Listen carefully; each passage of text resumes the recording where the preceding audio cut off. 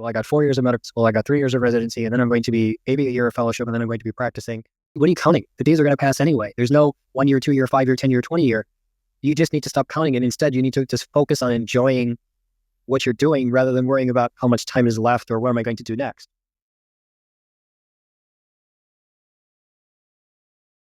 Somebody else is telling you. So this is a really long path. When you get into medicine, by the way, let me take a step back.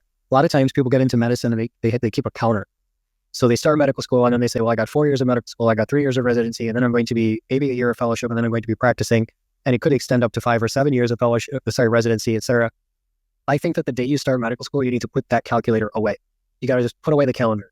The reason that you're going to medical school is because you love medicine, you love humanity, you want to serve medicine, you want to serve humanity through that knowledge of medicine. And if you have a faith-based approach, then you're using this as an expression of the gratitude for what you've been given in order to be able to return something with a hope of a reward. Okay? So there's no counting anymore. What are you counting? The days are going to pass anyway. There's no 1 year, 2 year, 5 year, 10 year, 20 year. You just need to stop counting. And instead, you need to just focus on enjoying what you're doing rather than worrying about how much time is left or what am I going to do next. And that means that you take advantage of every opportunity that's before you.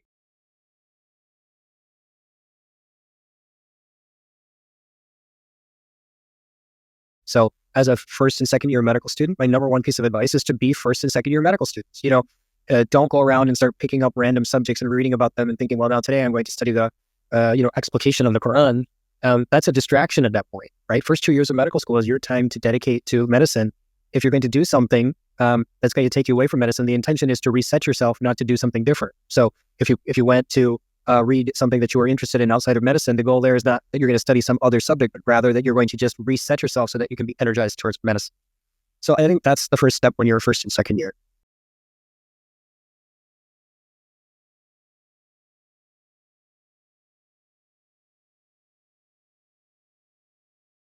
Today I'm going to study the, explication of the Quran. That's a distraction at that point.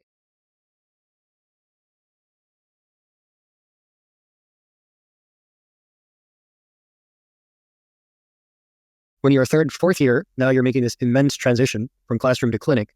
I don't think we appreciate how immense that is, but think about it. You've been in the classroom from kindergarten all the way to second year.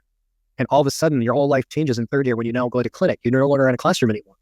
So it's a completely different mindset. And there you need to maintain yourself and learn as much as you can, recognizing that you're going to be overwhelmed in the first couple of years because you're new. You're a kindergartner in college, right? Because you've never been in the clinics before. It's a new thing.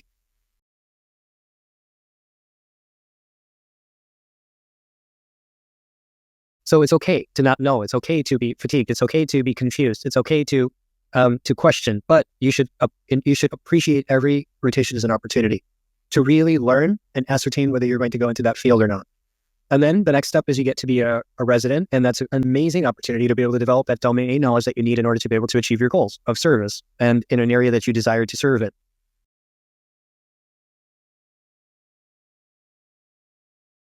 And all of that's going to be part and parcel with the fact that you're going to be maintaining yourself throughout this entire process, religiously, spiritually, wellness, etc. And that's how you have to progress through that. So I wouldn't worry about time. I would worry about what you love. I would recognize that the day you enter med school, the clock stops. You're going to be doing this for the next 40 years. Don't worry about how long something's going to take. Train as long as you would like to. I would even argue the longer you can train, the better.